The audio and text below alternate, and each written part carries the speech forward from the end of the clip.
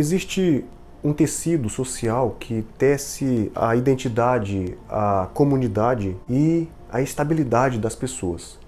Esse tecido, ele é o século XXI, ele é a modernidade que nós estamos atravessando. Vamos pegar aqui o nosso contexto atual e dar uma viajada no tempo e ir lá para o tempo de Jesus Cristo. Quando Jesus Cristo ele estava morando lá em Jerusalém, lá em Israel, as localidades onde ele ia, as cidades, por exemplo, Nazaré, onde ele nasceu, existiam muitas pessoas pobres, existiam pessoas, além de pobres, elas eram extremamente ignorantes.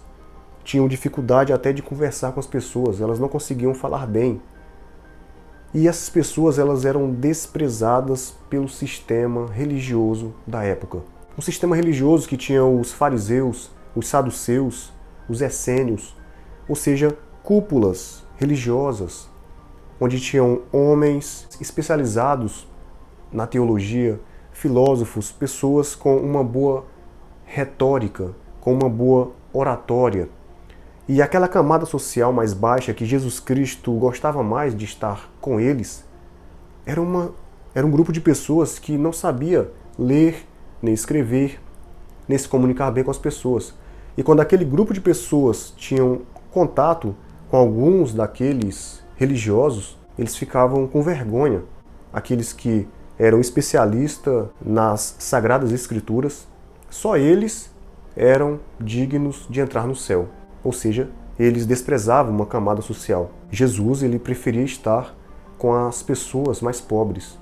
Ele preferia estar um grupo onde tinha prostitutas, onde tinha ladrões, onde tinha pecadores.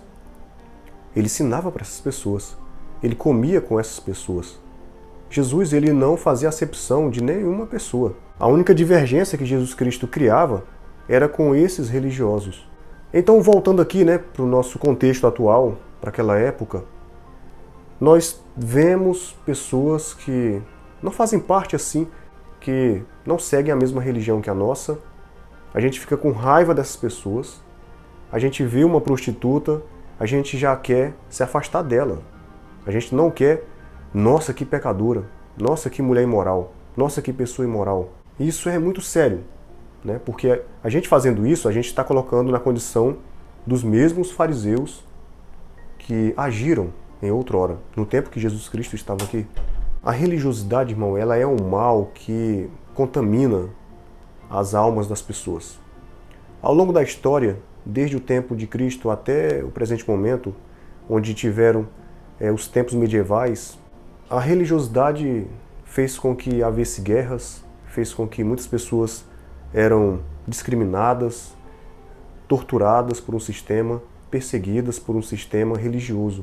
Quando a gente começa a reconhecer que existe um ser divino, ou seja, nesse caso é Jesus, Deus, a gente começa a buscar a fazer a vontade dele. Então a gente vai procurar uma denominação para vincular com essas pessoas. Nada de errado nisso, porque ali dentro da igreja existem comunidades que estão ali um para ajudar o outro em termos de ensino, em termos de moralidade, ética. Você vai aprendendo ali porque tem ensinos.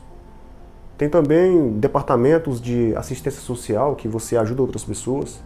Só que a religiosidade, ela faz você ficar impregnada num sistema humano, padrão, que eles inserem, que eles colocam para você fazer.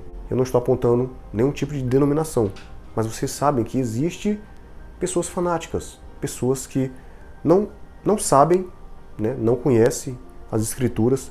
Eu não estou me colocando na condição de que sei, eu estou buscando aprender.